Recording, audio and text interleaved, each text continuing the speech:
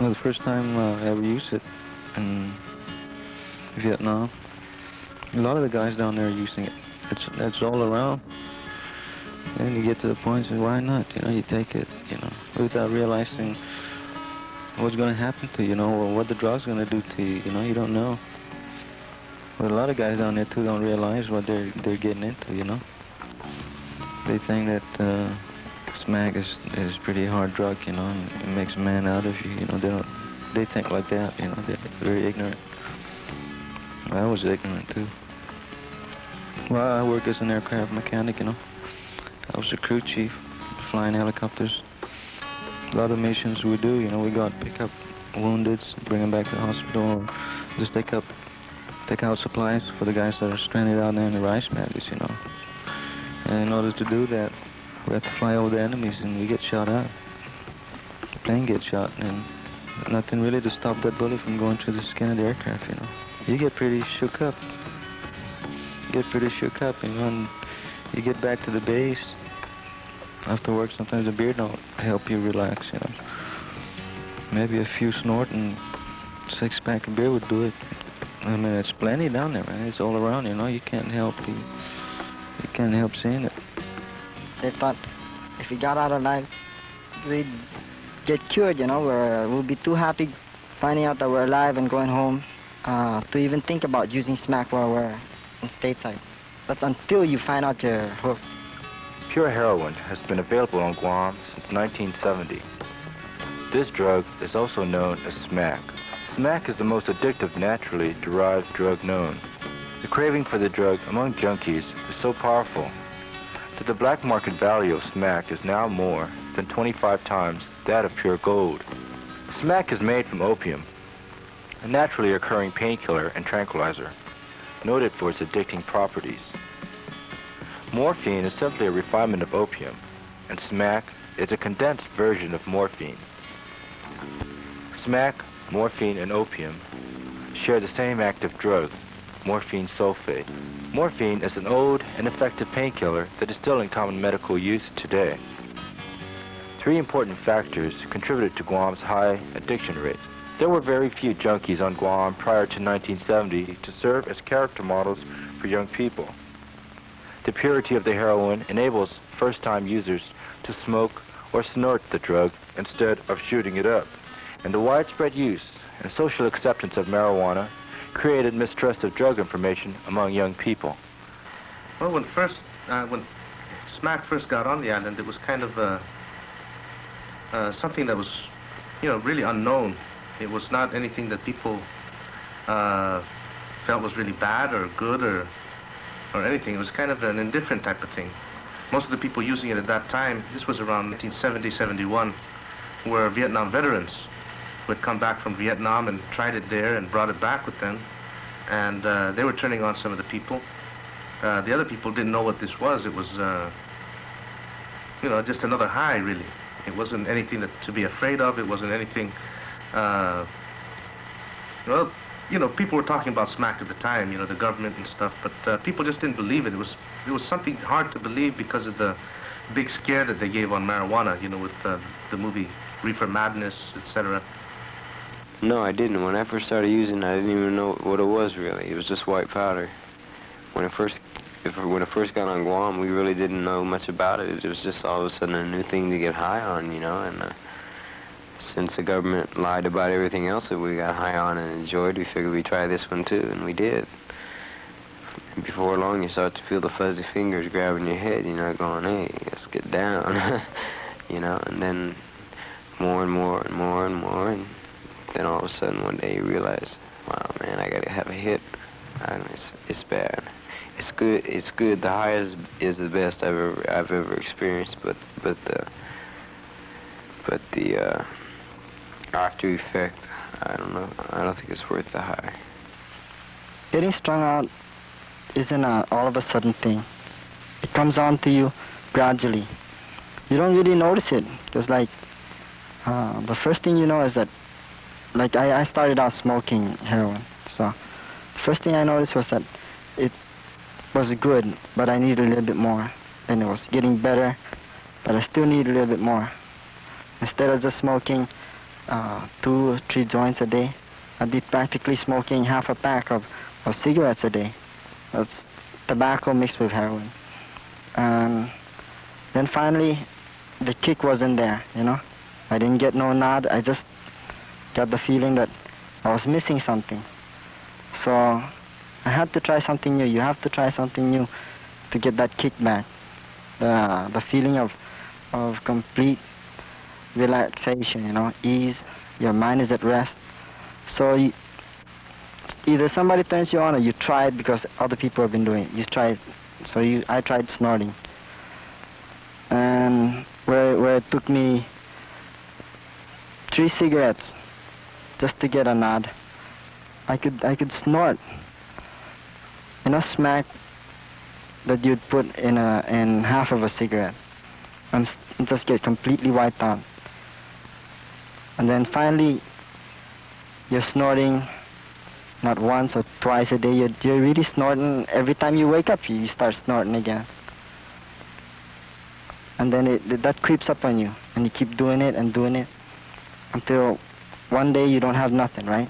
And then you zones. It really kicks you in the ass. You find out, hey, this is something, you know. This is really something. I really need this stuff so much. This is my lifeline to life. And that's a shock. But what's more of a shock is that snorting thing has completely gone out of style for you. You need something stronger again. One day somebody will turn you on to shooting it. And when that happens, man, I don't know how you're going to turn back. It's really super hard to turn back. To cut it off, that's the hardest part that you get to when you get addicted to drugs. People think you can get addicted, you know, by shooting it. It's not really true, man. You can smoke it, snort it, and shoot it. And either way, you do it for some time and you're going to get addicted to it. Oh yeah, it surprised them because they didn't think it would ever, you know, get a hold on them, you know. It would start to rule their lives instead of them, you know, making their own decisions and stuff. So it really surprised a lot of people that it can hook you for a long time, long period of time, you know, before they find out that it's too late or something, or they get really surprised. One thing people don't realize is exactly what addiction really is. They think it's something you can avoid. They don't realize it is something that once you are addicted, there's no avoiding it. You are addicted. What it means to be addicted is basically you cannot live, you cannot survive, and be happy and lead a comfortable life without that thing you're addicted to. It really takes over your life for you, because when you were normal and you wanted to play football, baseball, go out with chicks, score, you know, get down with chicks and make out and everything, that's the normal way of thinking about it. When you're on smack, you're not normal anymore. You really don't care about anything else besides smack. Everything comes in second place, like women. You can have the most beautiful chick come up to you and say that she'd like to go out with you, and you wouldn't really give a flying fart about it, you know. It doesn't mean nothing to you. Her company, whether she digs you a lot or not, that comes in second, because you're thinking, well, man, most of my time is smack has taken most of my time, and I can't give out much of my life to this chick or to this hobby or sport, because smack has taken over my life. You're responsible for getting yourself in, you know, strung out, but once you're strung out, you can't be responsible for your action, you know. That's why it's really bad, because it changes your personality, it changes your whole lifestyle. I used to have a nice car, nice sports car. I take care of it, man. I shine it up every day, you know, and I take care of myself, and I want my car to look okay too, you know. Once I get into drug, man, those things don't really matter to you. Like I used to go out, me and my chick, we used to go out at night, go out dancing, have, you know, go out dinner, go dancing. Really have a ball, really have fun, you know. But later on, that's not fun no more. I mean, you don't do anything fun. Really, you just go out and look for where the stash is at, get some more stash, get down. You start hanging around with junkies, you know. Your friends or your family, they know what to say. You get some new friends, you know. How come you don't take them around the house, you know? I never met that friend of yours, your new friend, you know. You don't really want them to meet him because he's a junkie, you know. I never hung around with junkies before I started on the dope. And I never even knew there was such a thing as junkies, you know, till I started. My friends were all nice people, you know, married and, you know, have kids of their own. Those were my friends before I started on the dope. Then when I started, you know, God, you know, I didn't think it'd ever change me, but it did. I never stole from anybody until I started on smack. Never even stole from my mother until I started from smack. No, I can't even say that, you know. Ripped off my grandmother's house and I took her TV set, her stereo, my aunt's coins from her wedding and stuff like this, her purse, all kinds of stuff, anything to get, you know, my money. It changed me a lot. I mean, you know, I would like to look, you know, I always like to look nice, you know, nice dress and have my hair done and, you know, look good, you know. I like men to look at me, you know. I mean, but after I got on smack, you know, forget the men. You know, who needs it? Smack was my man. Smack was my sex, you know. That's what it was. I had a nice life, you know. I used to go with this guy. We had a son. I've been with him for 7 years. When I got into junk, I mean, boy, he was my only life. If I ever lost that guy, you know, so my whole life ended. When I got into junk, it wasn't like that anymore. My junk came first before him. The junk changes you, you know. You've got no pride when you're in the junk, you know. You gotta do anything in any way to get your dope. I mean, gee, you'd even go out and do tricks after a while, you know, to support your habit. But I never thought that I ever end up doing that. I end up doing that. Me, I was so attached to him. I spent a lot of time taking him to the beach, you know, the restaurant, read books to him, play with him. After a while, I was like, if I wasn't in a good mood, I'd beat him up. I mean, I'd just go over there and slap him, you know, which I never did before. I told my son, you know, to stay with his grandma. And he asked me why, and I said, because I'm not good enough to take care of you. He goes, why, Mom? You're junk? You like junks? What do you mean? He goes, how come you're always sick?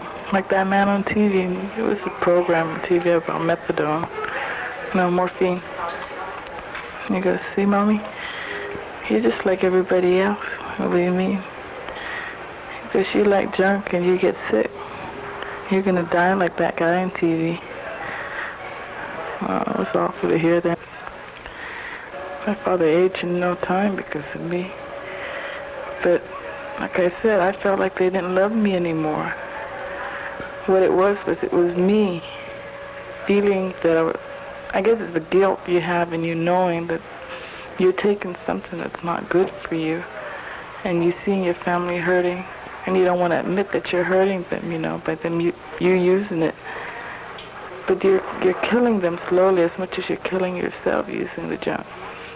When he's around the house before, he helped me of anything. Clean around the house, paint. But I noticed that later on, even though he seen me doing things like heavy stuff, he wouldn't even help me. I noticed that. He don't do that before. He'll help me in anything. He'll help me in anything, but when he was on drug, he's really changed. That drug really ruin them people. But what can I do? Every time I see him, I talk to him. I say, why are you doing this? And that kid, he never answer me. He'll look at you, stare at you, but he won't answer you nothing. A lot of time I can't go to sleep thinking of him. Not only him, my big girl too. Every time I look at them, I cry. All I do is cry. It really hurt me. The pain one sees in the families where there is an addict or more than one addict, the addict naturally borrows, begs, steals money from the family, and this hurts the family. It hurts the friend, the extended family too. And then the addict himself or herself gets sick and whatnot. And having worked at the hospital at Guam Memorial for a couple of years, I've seen so many of them die, and I've seen their families and friends around them.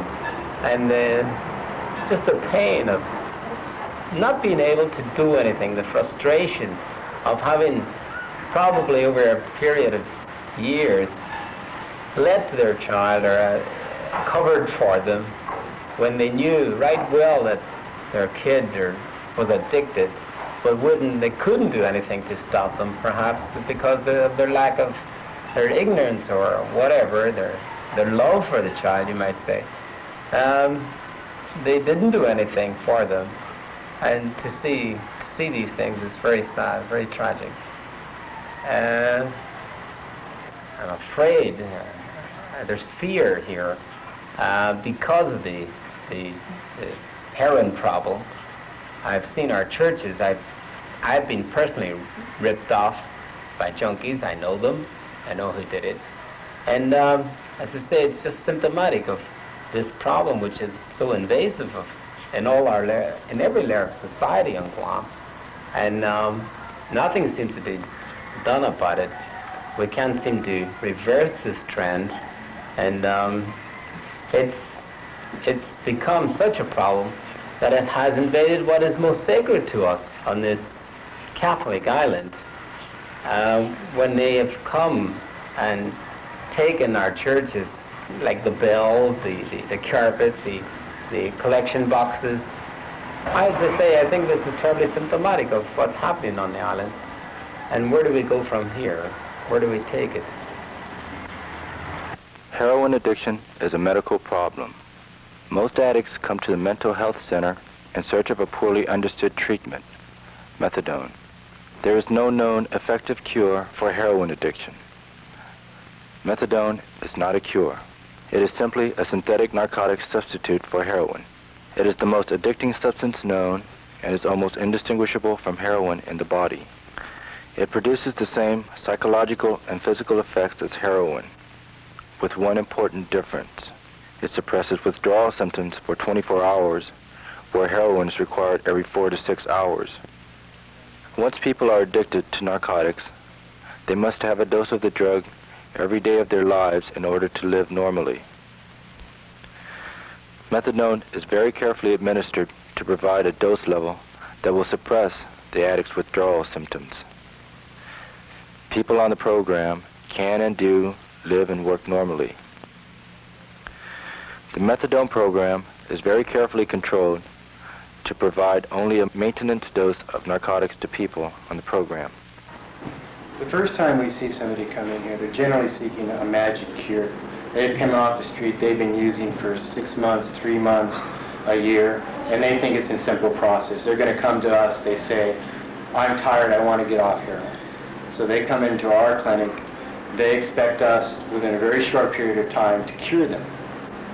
Okay, so generally the first time they come in, we try to deal with that myth that they're having. At the same time, we go ahead with it. We give them 21 days in which we try to get them drug-free, using minor drugs or using methadone. Then we send them back. And we hope, of course, that it will be a magic cure, that they won't ever see them again. About 99% of the time, we see them again. They come back the second time, again looking for a magic cure. Again, we'll try to provide that magic cure for them because that's what they're asking for us. So again, we'll detoxify them. We'll take them to a drug-free state. We'll send them out of our clinic again, the second time, drug-free. And again, that lasts about a week, 2 weeks, and with the chances of us seeing them again are about 99%. By the third time we see them, then we're starting to suggest a more serious treatment, more serious counseling. We're then beginning to talk about putting them on methadone maintenance, and helping them to straighten out their lives, and they're beginning to understand that there is no magical cure. That if you become involved in heroin and start using that drug daily, and use that drug daily for a period of 6 months, a year and a half, your chances of going drug-free are very slim.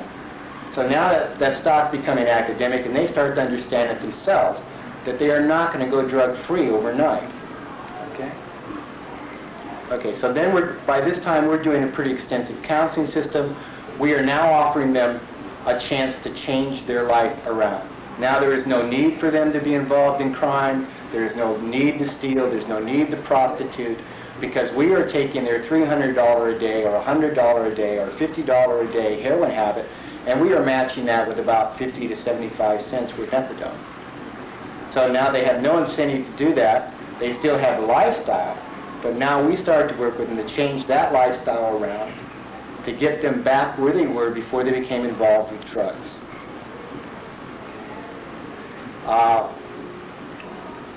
Methadone is not a magic drug. We use it. We use it because it works. England uses it because it works. Most addicts, after they've been on our program a while, they would prefer methadone over heroin, the same way that most addicts in England prefer methadone over heroin, because our drug acts for 24 hours. Their drug they have to take every 4 to 6 hours. They have to score it on the street. They cost a lot of money. Even if we could provide it free for them, it's still they would have to take that drug every 4 to 6 hours. So we're offering the same basic drug, because methadone is not much different than heroin. It's an addicting drug. It has the same side effects and the same problems with it as heroin, except our drug is good for 24 hours. Okay? So now we've got that person, we're treating them, and now they're starting to understand the most important thing about heroin addiction, and that's that it's pretty much a lifetime activity. And if they're going to go drug-free, according to national figures, they have about a 3% chance, if they've been using heroin for 2 years daily, they have about a 3% chance of ever going drug-free. And what we're interested in doing is giving the best possible chance for them to be that 3%. There are other ways to deal with it. Some of them claim a little higher, but when it all works out to around 3 to 10%. The rest of those people are going to use that drug the rest of their life. Heroin is addictive. You get pretty sick, you know. You get stomach cramps, like somebody's in there, you know, having a motocross race in your stomach, you know. It's really terrible. It just doubles you up, you know, and it's really painful, the stomach cramps. You get this feeling all over your body, all over your muscles. It aches, you know, and you pound on your muscles, and it seems like you can't get to it because inside the bone, you know, it's really too much, the pain. Besides the pain, your mind is working on it too, you know. Your body is used to that smack, and you're thinking, if I could only get, you know, if I only go out and get a dime, you know, I'll feel all right, you know. There's two parts of the dose, you know, the physical, you know, the cramps, the body aches, and then the psychological part, where you get to the stage where you think that you need it, you know. Of course your body's aching, that's why you think you need it, but it's in your mind. Even though if you quit, you know, if you quit and you clean up, you won't need it no more. But then your mind is still working on it. You're dependent on it. It's psychological dependency, I think they call it. Like, you become more dependent on it, you know. Your tolerance builds up. So, you have to figure out a way to get it, you know, for the next day and the next week, month, it goes on like that. When you don't have it, you go off the wall because you don't, and you usually have thoughts of finding out how to get it, like, break into houses and stuff. You turn into a burglar, after a while, Just look for places where, you can get in and not get caught, see what you can take for money and stuff like that. Like stereo, everything, that comes in your mind for money, because the Jones, it's really bad. She become really brave, and, you're just willing to do anything. It's sort of like you have no choice, you have to do it. It's really humiliating. It's demoralizing for police officers to put that handcuffs on you. You never thought that, you will ever get into a situation where you get the handcuffs on.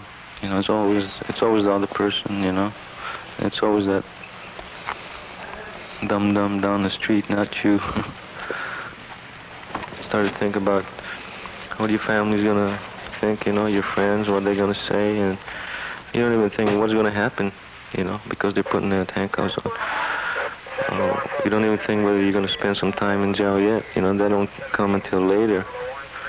But it feels like, you're caged up, you're like an animal. It makes you feel different. Helpless in a sense, helpless because you got handcuffs on, you're in that cage in the back seat, and you start thinking, what are you going to say, how are you going to get out of it, What are you going to tell those people?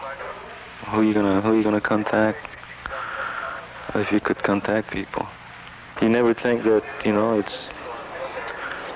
it's just you that brought that problem, you made it for yourself, really. Nobody else caused you to do those things. You feel like finally realize that you're in trouble, maybe out there in a parking lot where you still got the cuffs on and you can still talk to the cop, arresting officer. But once you get up there, somebody else takes it over, and you're getting more people involved and going through the process of getting a record for yourself, criminal record. They have to book you and they take fingerprints, they hold that number in front of you for a mugshot. Only criminals do that. Then after they take all that fingerprint and they have a mugshot, then they take you down in the bag. They take you in the bag in a dark corner in the bag and they lock you up. You even talk to the guards like, hey, you don't have to lock it up, I won't run away. Some guys, they go in there screaming and hollering, But then you go on, you go in the cell and they lock it up, And they walk away and you're sitting there in the cell all by yourself, You're really helpless, you're desperate. Maybe you're not religious, but then you start praying. Oh, God, help me, You start crying, you start feeling sorry for yourself. That's really terrible, man. Wow. They just shut the world, you never been in there before, and they're just a different world. Like they just shut the other world. The world you're used to, they just shut you away from it. Everything has happened so fast. And when I did what I did, I acted out of fear, I think being, when I was in prison or in, the Ganya lockup, I was thinking of my wife and family, the feedback, or that, really what I did was, let them down and let myself down. So these thoughts were battling in my mind, and then the possibility of going to prison. They were all battling in my mind. Crashes. I had placed a little hope, that maybe the judge will set me free, And when he came down with a verdict of life imprisonment, that shattered, man. My whole world just caved in. It was cold and lonely. I already felt that. I felt dejected. I was leaving behind the people that I loved, friends. Then again, a lot of thoughts flashing through my mind. Thoughts up ahead. What's going to happen next? You know, especially when you have someone that you care, and you know you're going to be separated, man. That's another thing, you know, that you have to learn to live with. I was just numb, man. I was numb out of thoughts, you know. But the day I entered Leavenworth, that was it. I knew I had to face up, you know, face reality. Here it is, you know. This is it. Before that, you know, I was more or less just procrastinating, you know. My thoughts, I was postponing them. When I walked in and those doors closed behind me, man, that was it, you know. I was shocked. When you get into that place, though, man, you remain for a long time, for a long period of time, you know, because the people that are over there, they're doing anywhere from 25 years on up, you know. It's half terrifying, you know, because here you are, man. You know, you don't know anyone, and you don't know who these people are, what they've done. I've never been to a zoo myself, you know, to see it personally, but I've seen pictures of it in either it reminds me of basically the same thing, you know. Here you are in a cage. I try not to think about it, though, you know. And what I do is live just for the moment, you know. If tomorrow comes, tomorrow's here. But I try not to be bogged down, you know, with having to be in this cell. I know I'm in here, you know. There's nothing that I can do about it, you know. It's not a world, you know, that you want to live in, man, because reality is really distorted, you know. You're numb of reality. Basically, there's a lot of people that really don't want to further their life, you know. It's a waste, man. It's really a shame to see people go to waste, you know. I know how it feels. I've been in there.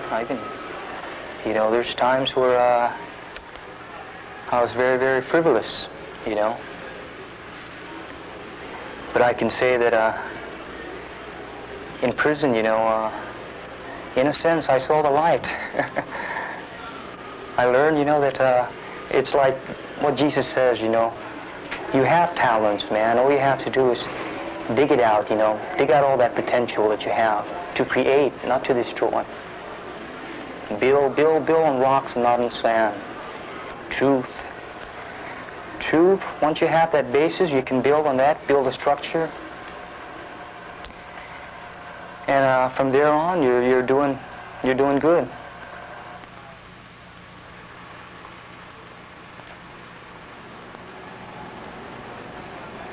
How long will it be before you go to the parole board, Frank?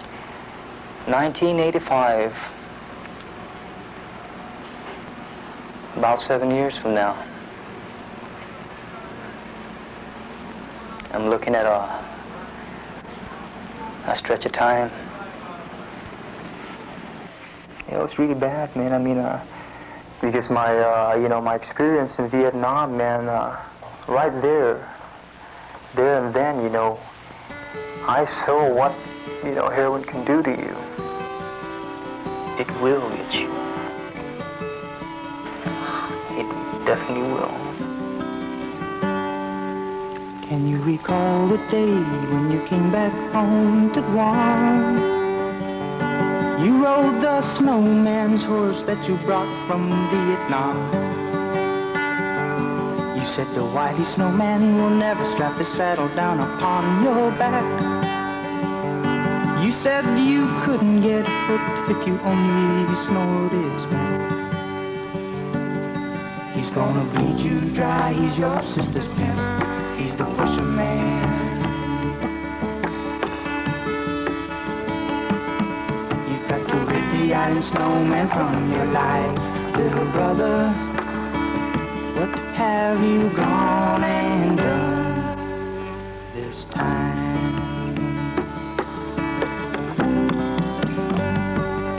How did the island snowman make you crawl upon your knees?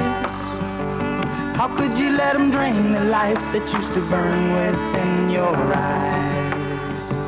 Remember all the times when we laughed and we worked at home after sunrise.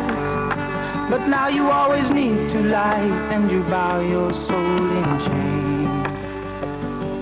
Why can't you rid the island snowman from your life, little brother?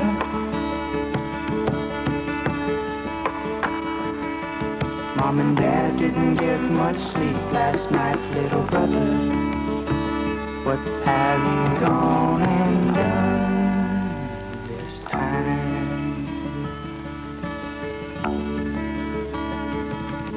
Everyone stay tuned for the Cable 6 News, since the DEA came down hard on you when you were busted.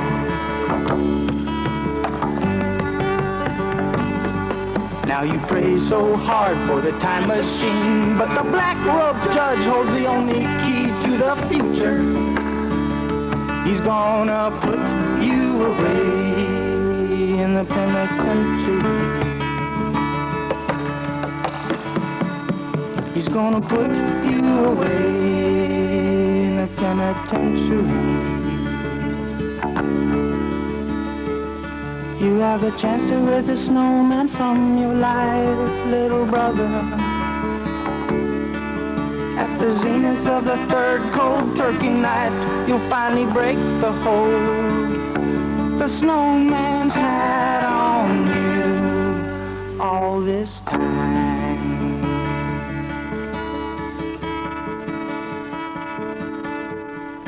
Your mother cried herself to sleep last night again.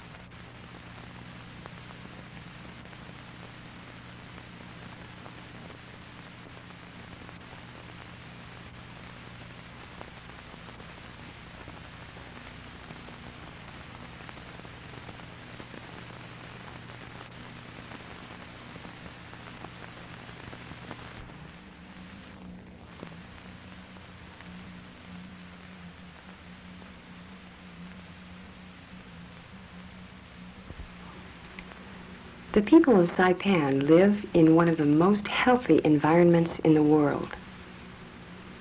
Saipan's rich soil and temperate climate provide fresh vegetables and fruit year-round. The surrounding sea provides a perfect source of protein in fresh fish. A diet of fresh vegetables, fruit, and fish make people very strong and healthy. Saipan's early inhabitants were very large and healthy people. They decorated their large, healthy teeth with patterns that showed up when stained by betel nut juice.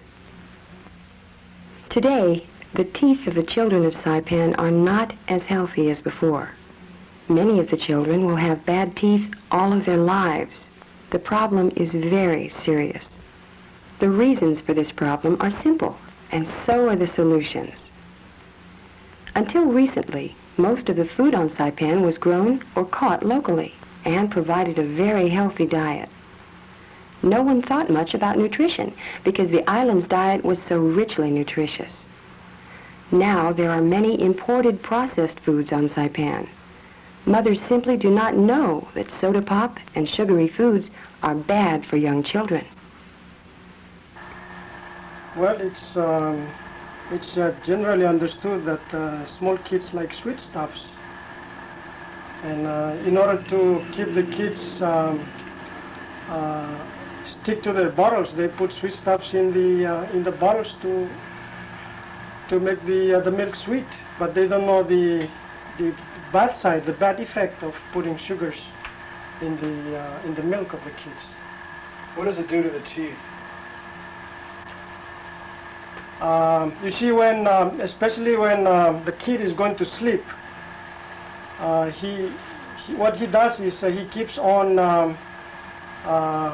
biting on the bottle or on the nipple of the bottle. And when he goes to sleep, the saliva or the milk plus the sugar remains stagnant along the side of the front teeth. And you know, acidity of that area will be increased. And whenever you have an acid medium, the medium becomes very optimal for caries formation. And you can see cases of children now where they have their front four teeth, upper teeth rotten off because of what they call the milk bottle syndrome. The use of sugar in the baby's bottle starts the decay of the baby teeth and teaches the children to like sugar at a very early age. By preschool or school age, children are consuming large amounts of sugar, which is packaged and manufactured especially for them. Badly decayed teeth begin creating serious problems for children early in their school years. Well, some parents they don't pay attention to the kids. They send them to school. Some do take them to the dentist. But in most cases, kids are sent to school with toothaches. And I have asked some students who had experienced a toothache during school hours, and I asked them whether they have not even told their parents about it, and they said that yes, they did, but they just send them to school. What does that do to the child? Well, it makes it very hard for a child to study, and also at the same time hard for a teacher also. I can't sleep. When you tell your mommy, what happens? She makes me drink medicine or aspirin. Does it help? No. Do you ask your mommy to take you to the dentist? Yes. What happens? This teeth it hurts, and they take out this teeth, and this one it still hurts. But she didn't take you to the dentist. Yes. And it still hurts? What is it like to go to school when your teeth hurt? Is it hard to go to school when your teeth hurt? Many mothers on Saipan wait until a child is in severe pain before they take them to the dentist. This is very bad for the child and for the dentist. Yeah, if parents would bring in their kids a lot earlier and not wait until they are in great pain, I think there won't be any pain at all, because we will not be doing any extractions, or for that matter maybe not even fillings, but just simply preventive measures where we don't do actually any treatment. We don't do drillings, because we can prevent caries from setting in. Now if caries have started and it is still at a very early stage, then dental procedure will not be as bad if it is seen early. What we're going to see now is an example of what we commonly see among school children here on Saipan. This is a case of a 4-year-old kid who has a few number of cavities on his permanent as well as his temporary teeth. We're seeing a case of a stage of mixed dentition where the kid has some of his permanent teeth erupted into the mouth as well as some temporary ones. And you can see the big one, the big tooth in the back is a permanent tooth and it's rotten off by caries. And the next two ones are also are the deciduous or baby teeth, and the 3 of them are all carious. Unfortunately, by the time some children are brought to the dentist, the only thing left for the dentist to do is pull the teeth, even if they are permanent teeth that were meant to last a lifetime. A child's permanent teeth come into the mouth exactly where the baby teeth are. If the baby teeth are pulled out, the permanent teeth come in crooked, and crooked teeth are more prone to cavities because they're pushed together. Many mothers on Saipan don't think the baby teeth are important because they fall out, but the baby teeth are very important to the child's health. His permanent teeth.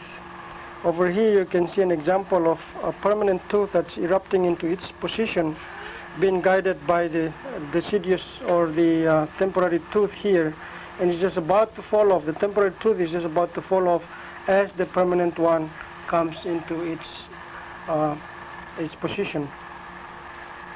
This is a case of a tooth that has come up in the wrong position.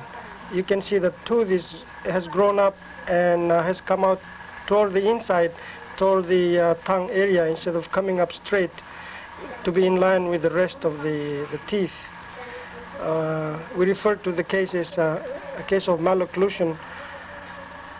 You find cases like this where the temporary or the baby tooth has been removed prematurely, and therefore there is no guiding post for the permanent tooth to come up straight in line with the rest of the other teeth. And when this kid closes her mouth, that tooth will be out of position. Can you close your mouth, please? See? You can see that area doesn't have any tooth there because the tooth has grown inside toward the tongue side. Can you open there? Close, right, see? That area there. Programs are underway in the Head Start centers to help the dental decay problem.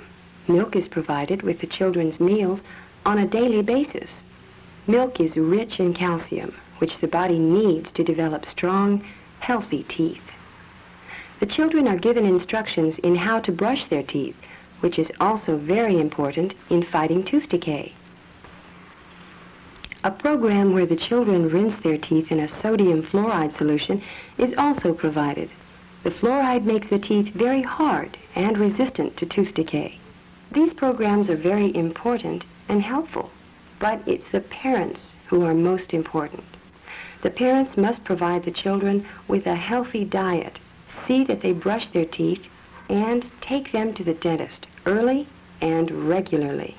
All of the pain and misery these children face from tooth decay is caused by ignorance, and it's needless. We don't want to hurt anybody, but if parents bring in their kids when it is already at a hopeless stage, then there's nothing much we can do but to do some treatment to the kid, and of course with anesthesia that we have to give the child before we perform dental treatment. There is slight pain associated with it, and of course the child will feel the pain and maybe have fear of the dentist. Her 2 permanent teeth, the first-year molars, one on the left and one on the right, are both rotten. And I think you cannot do it. You cannot do it. Okay. Okay, one more time. Okay, you're gonna let me. Okay. Oh, okay, you gotta go now. Janet, you want me to put medicine on you? Huh? Okay? Okay, open your mouth. Okay, don't move, don't move. That's the medicine, it's going to open your hand. Don't touch it, don't touch it. Come on, Lynette. Come on. I don't think you can take it. See, you have to go home. You're going to take. Then tonight you're going to cry. Then tomorrow it's going to be swollen like this. Huh? Then you're going to get shot over here. Parents should provide a proper diet for their kids, especially milk is very good for the teeth, and to encourage their children to drink more milk, buy milks and supply them with milk, and encourage the children to drink their milk at school as part of their having good teeth, and also have their children to visit the doctors and have their teeth checked every now and then. And in this way, they can avoid a lot of these toothaches from the kids. The remaining portion of this film is for the information of parents with young children.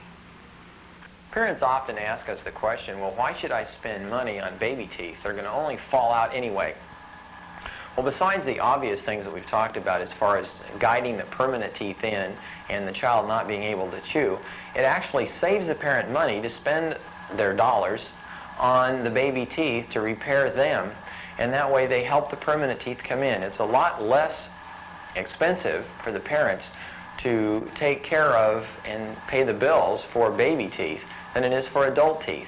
And if they have solved the dental problems at an early age, they will not have them as an adult. And so as a result, they'll end up saving money by actually taking care of the child's baby teeth, even though they're going to be lost at about age 6. Perhaps the mothers need some education, dental health education, particularly to their children. To answer your question, I think most of the mothers out here, they wait until their children become experienced with the severe toothache. And another area perhaps is that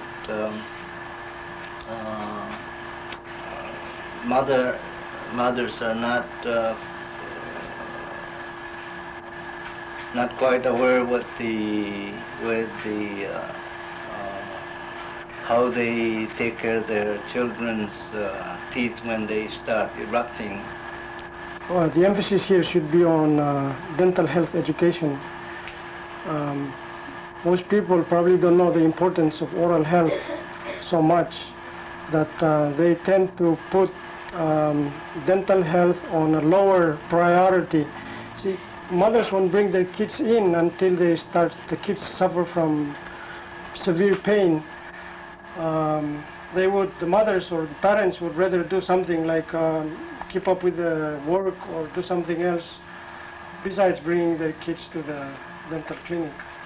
They don't realize that oral health is as important as other forms of health, because oral health is, you're dealing with one important part of the body. Because without a healthy mouth, you cannot chew your food well, and therefore your other parts of your digestive system will have to suffer as a consequence of poor oral health. This film is a project of the Northern Marianas Department of Nutrition and Food Services. Special thanks to Mrs. Nancy Rohde and Mr. Louis Rangamar. Production assistant and grip, Wildman Rick Kittigra. This film was produced by Clear Eye Productions. Direction, cinematography, sound, and picture editing by Dan Baker. Original drawings by Doug Rankin.